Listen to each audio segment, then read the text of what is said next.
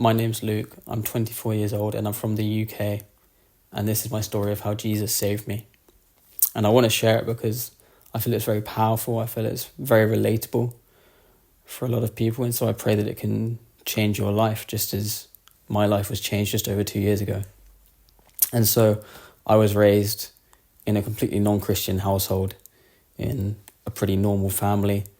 My only experience ever of church or Christianity was in the school choir when I'd sing from time to time. And so as a kid, whenever I had any questions about God, my parents never really knew how to answer them.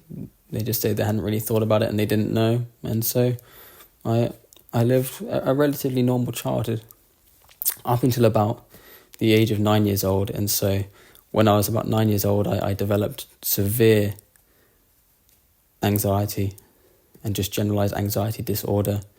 And so every day I lived with this weight in me that I didn't know what it was, and doctors didn't know what it was. No one really expected me to have anxiety because I was so young.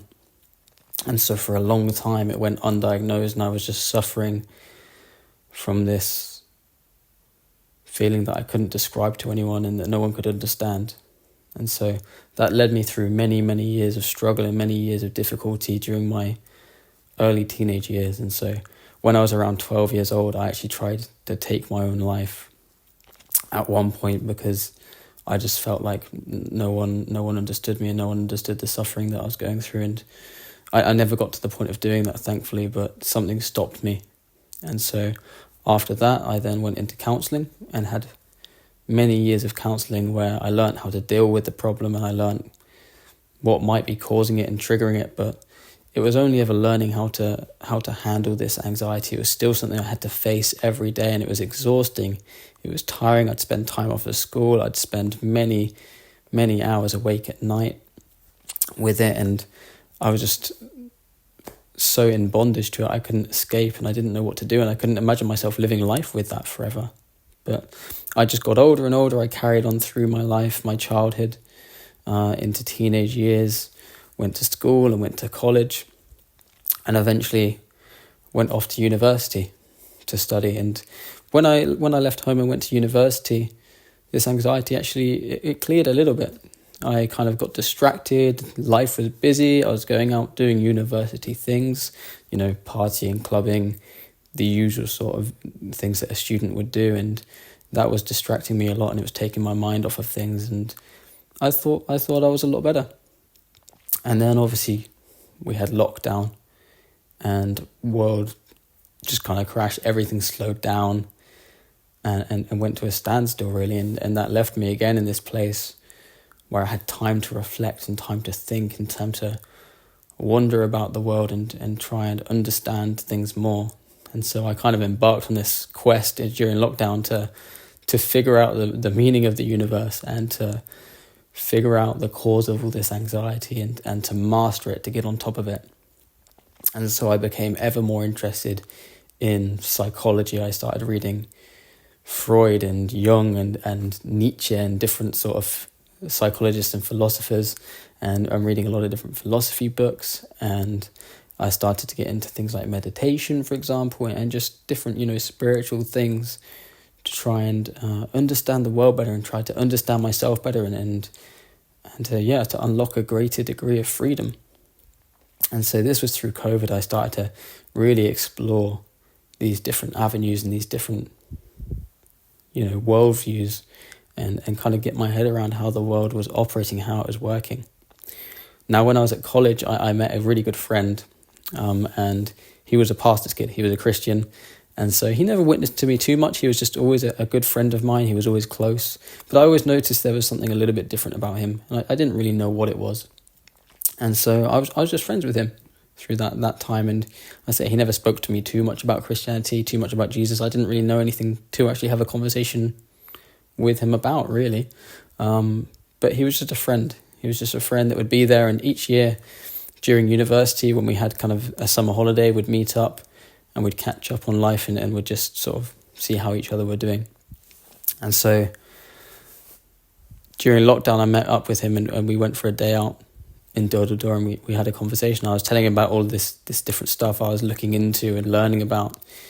And he told me, he said, I think you're searching for something, and I think you're searching for something deeper. I think you're searching for God. And in that time I was like, yeah, sure thing.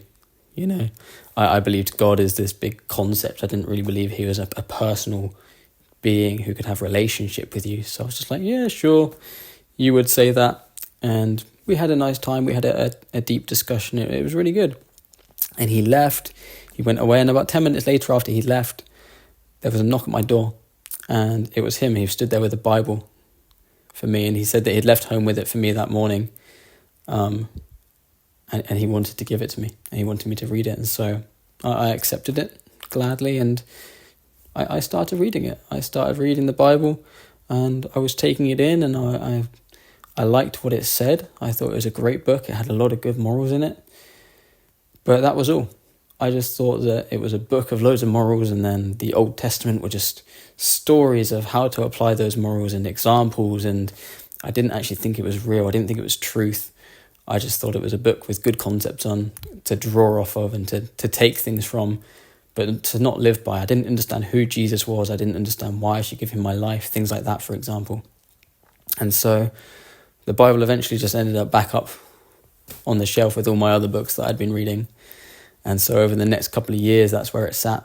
It sat on my shelf, and I started exploring once again. I started reading the Quran. I started reading the Bhagavad Gita, different scriptures from different religions. I started doing a lot more meditation, like third eye meditation, chakra meditation, yoga. I started to do a lot of different energy-based techniques to do with chiropractic and the spine and the nervous system, and receive different techniques like that.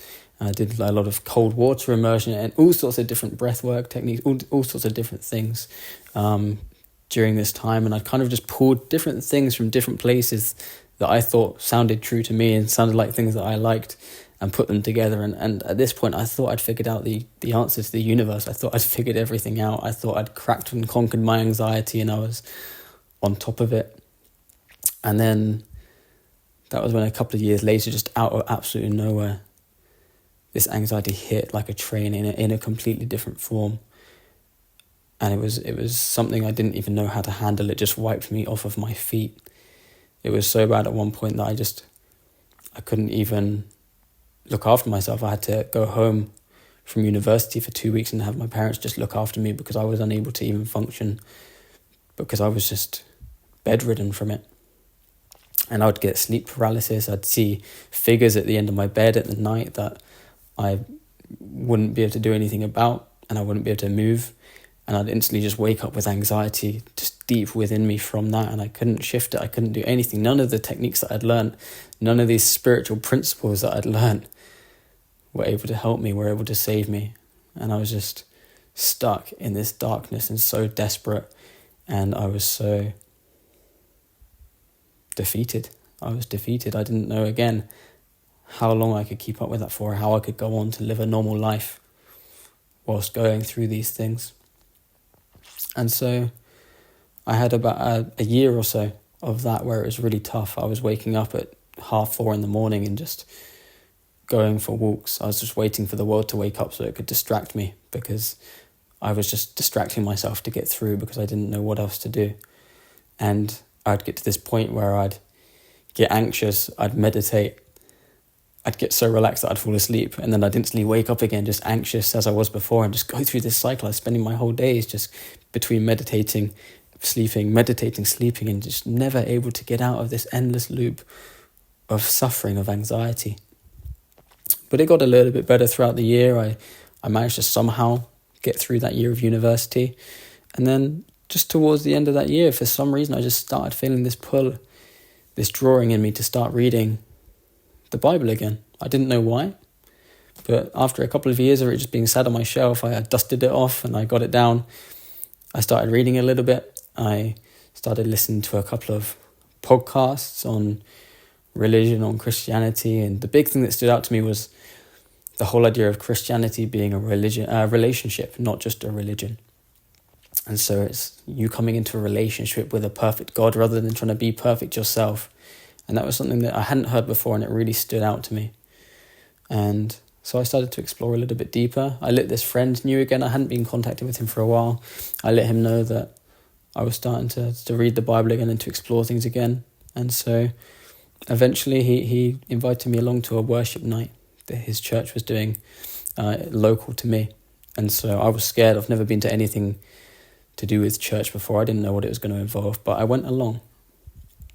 And someone asked me at the start of that night if I was a believer, and I said, no, but I'm trying.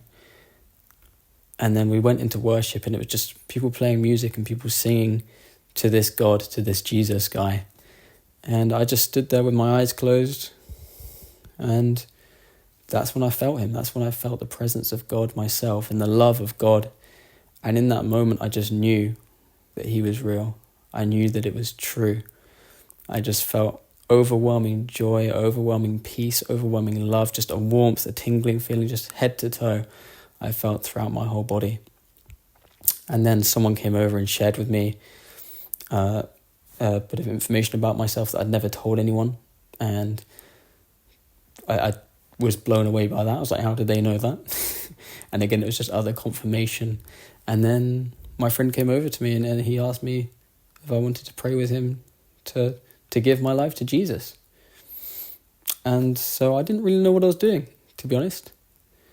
I said this prayer with him. I went through it. I repeated after him. And I didn't even know if I believed the words that I said. Truly, I still couldn't really grasp it or get my head around it. But the Bible says that everyone who calls on the name of the Lord shall be saved. And so I knew that night something had changed in me.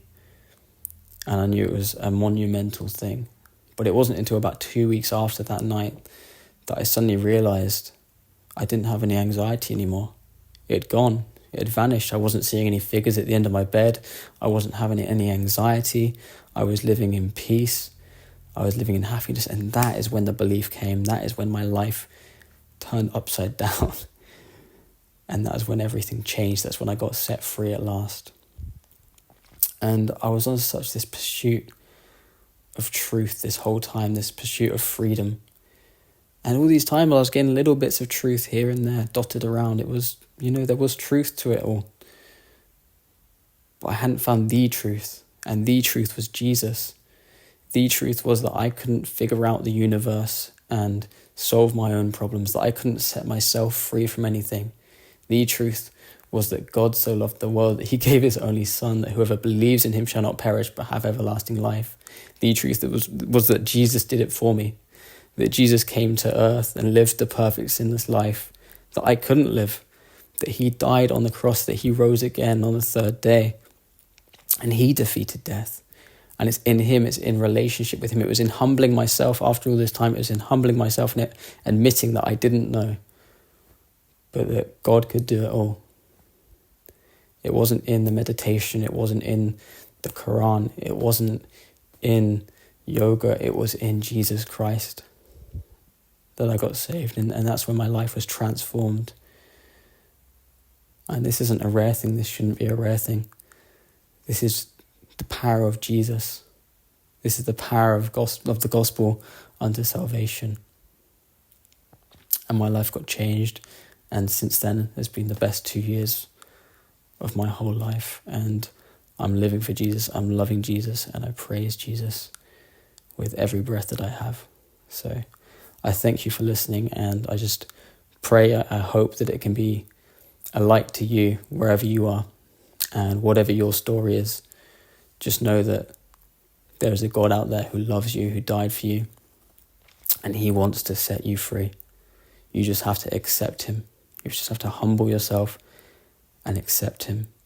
And then you yourself will be able to taste and see that he is real and that he is good. Thank you for watching.